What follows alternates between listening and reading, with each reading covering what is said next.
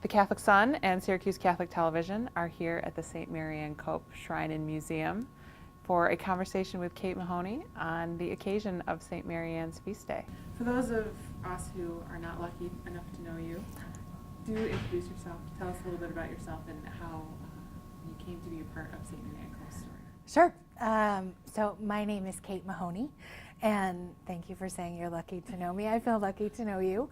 And in the context of the feast day and Mother Marianne, my recovery from multi-system organ failure was documented and submitted to the Vatican, the long and short of which is that it was a case approved by the Vatican Tribunal and used ultimately towards the canonization of Mother Marianne. So my miracle was the part of the beatification celebration. Can you tell us a little bit about that, how you became ill and kind of your recovery and Sure. what that was like? So it was the summer of 1992. I was 14 years old and on summer vacation, and I just didn't feel well.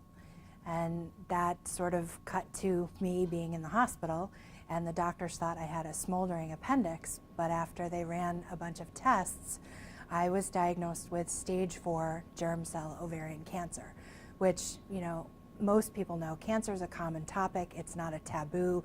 Most people are affected by it. In 1992, at age 14, statistically, I was one of 1,000 cases nationally.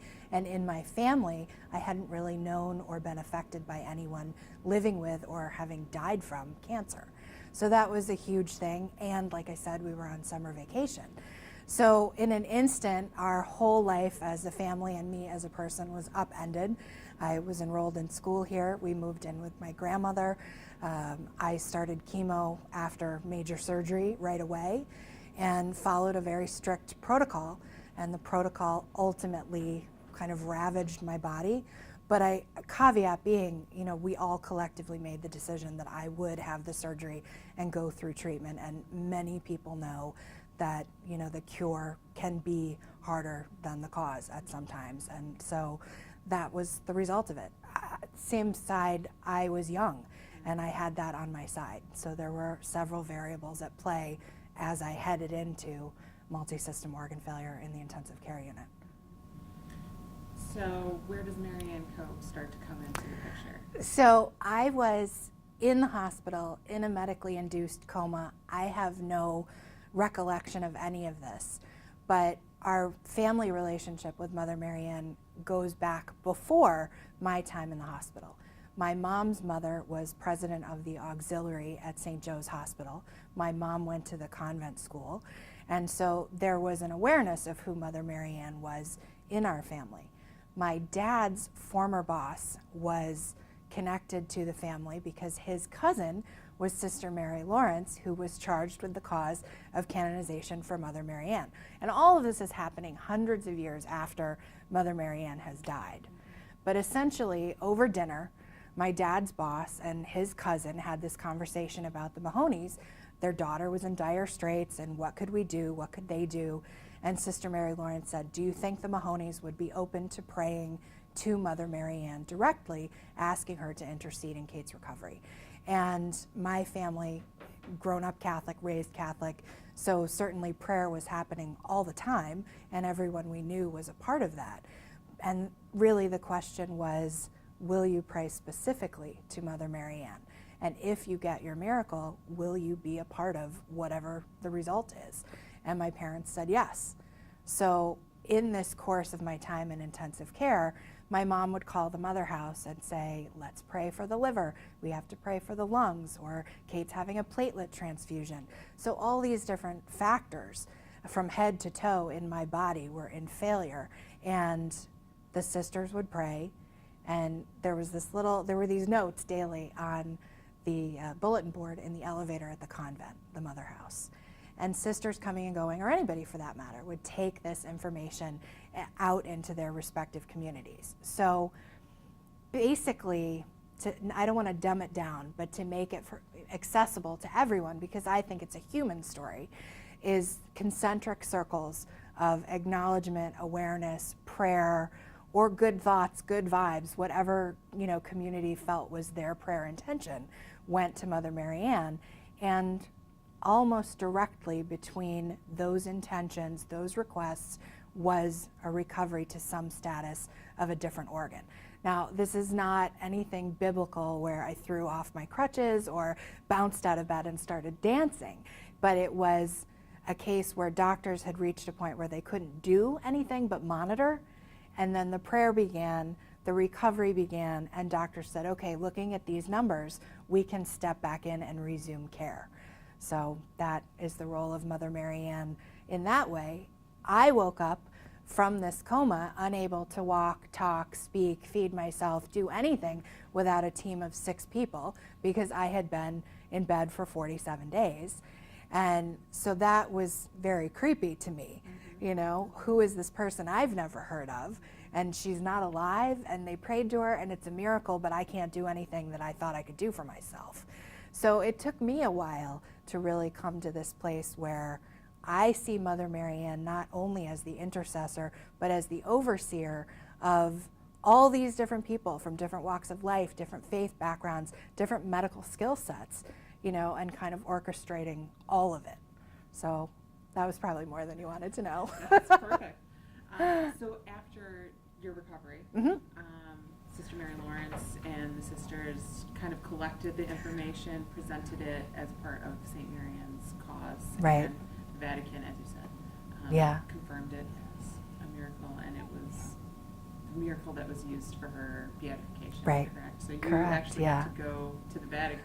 Yeah, that was crazy too. I mean, talk about things you don't expect to have happen in your life. I never in a million years thought that I would be such an involved part of visiting the Pope. You know, my parents had had a visit with the Pope, or an audience with the Pope in the 70s, and you know, obviously in my house growing up there were pictures of the Pope, and so there was this reverence and understanding of what that kind of meeting would be and the magnitude of that.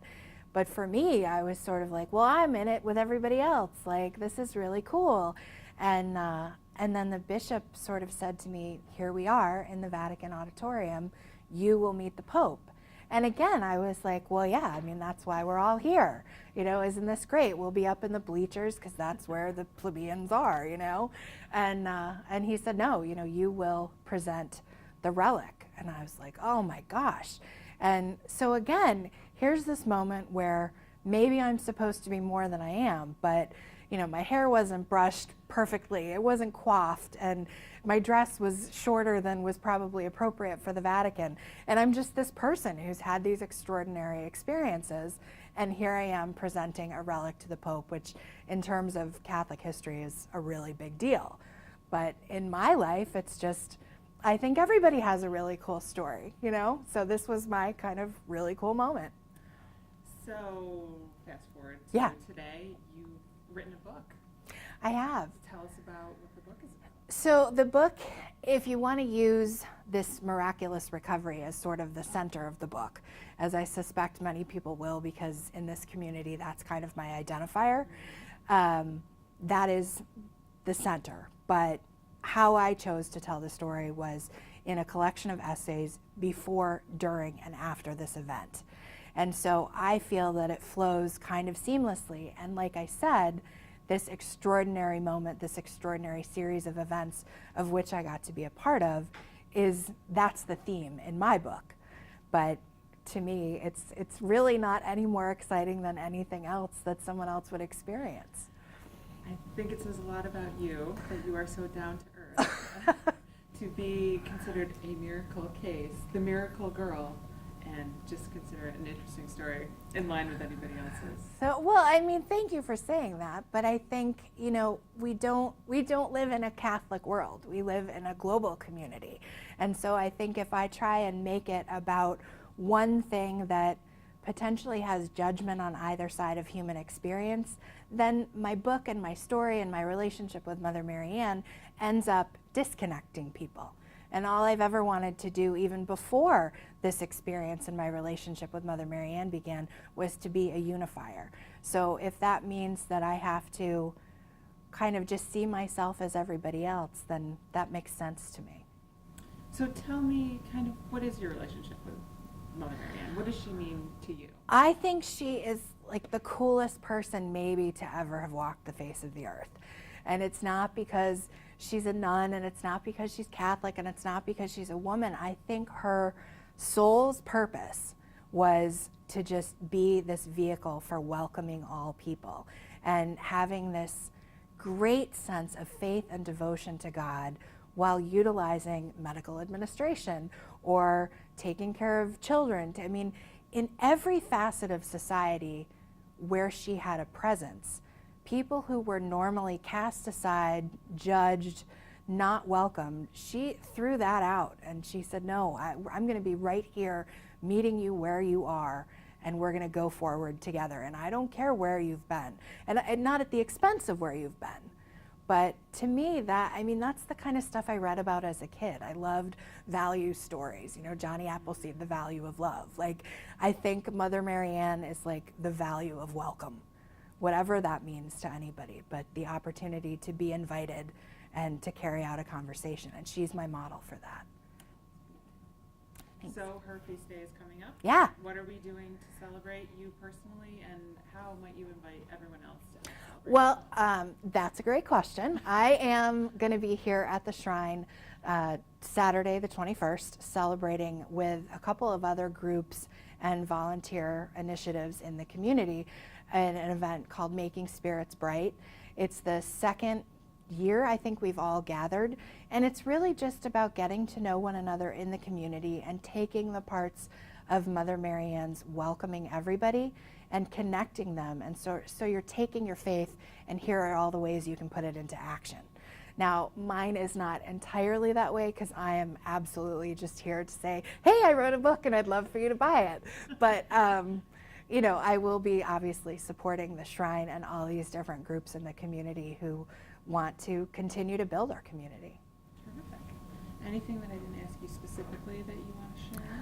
I don't think so. I mean, if I haven't conveyed it with the exact words, I have great affection and gratitude for the medical community who cared for me, the faith communities, wherever they come from, who supported me in my time as a patient, and later in years when I took care of my parents as a caregiver, and now as a person who believes, me using my voice to make sure everyone else matters. That's all the support. Is just, I really appreciate it.